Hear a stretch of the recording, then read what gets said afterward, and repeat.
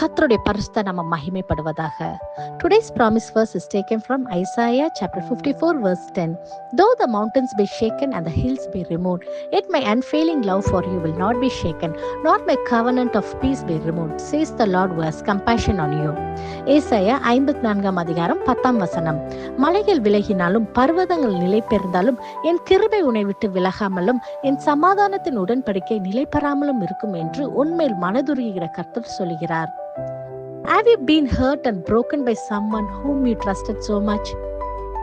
மனிதர்கள் சொல்லும் வார்த்தைகளை நம்பி ஏமாந்து சமாதானம் இல்லாமல் இருக்கிறீர்களா? இந்த காலை வேளையிலே தேவன் நமக்கு கொடுக்கிற நம்பிக்கையின் வசனத்தை வாசித்தோம் அல்லவா?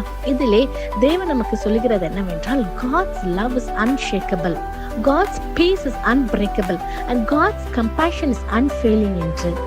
அநேக வேளையிலே மனிதர்களுடைய அன்பு, அவர்களை நாம் அதிகமாக நம்புகிறனால் சில காரியங்கள் நமக்கு விரோதமாய் நடக்குகிறது அல்லவா?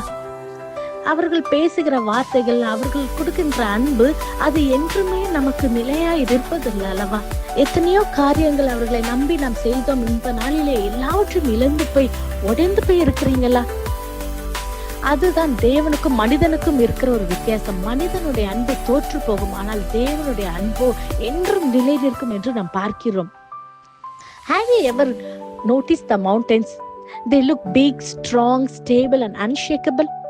மலைகளை நீங்கள் கவனித்து பார்த்தீர்கள் என்றால் மிகவும் பெருசாக, வலிமையாக, அசைக்கப்படாத ஒரு உறுதியாக இருக்கின்றது.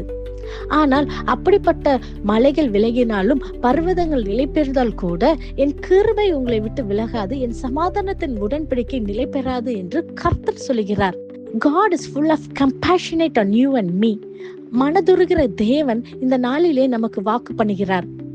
நாம் புலம்பல் எழுதின 3 அதிகாரம் 22-23 வசனத்தில் பார்க்கிறோம், நாம் நிர்மூலகம் ஆகாதிருப்பது கர்த்தருடைய கிருபையே, அவருடைய இரக்கங்களுக்கு முடிவே இல்லை, அவைகள் காலை தோறும் புதியவைகள் என்று. ஆம் பிரியமானவர்களே, நம் தேவனை விசுவாசிக்கிறபடியால், அவர் நமக்கு கொடுத்த வசனத்தை நாம் விசுவாசிக்கிறபடியால் நிச்சயமாகவே தேவன் இந்த நாளிலே நம்மை இப்படி நடத்துவதற்கு அவர் வல்லவராய் இருக்கிறார். நாம் கண்களை மூடி ஜெபிப்போமா? நேசிக்கிற நல்ல பிதாவே, நீர் கொடுத்த அந்த வாக்குத்தத்த வசனத்துக்காய் நன்றி செலுத்துகிறோம் தகப்பனே. அப்பா, இந்த உலகத்துல உள்ள காரியங்கள், சூழ்நிலைகள் எப்படி இருந்தாலும் ஆண்டவரே, நீர் அப்பா பேசின வார்த்தைகள் அப்பா உண்மையானவைகளுக்காக நன்றி செலுத்துகிறோம் கர்த்தாவே.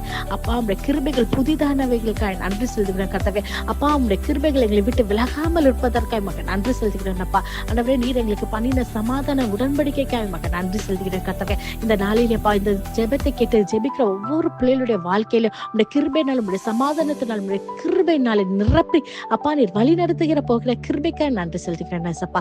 துதி கனம் மகிமை எல்லாம் ஒருவருக்கே செலுத்துகிறோம். இயேசுவின் மூலம் ஜெபிக்கிறோம், ஜெபம் கேட்டபடியால் ஆமென். God bless you.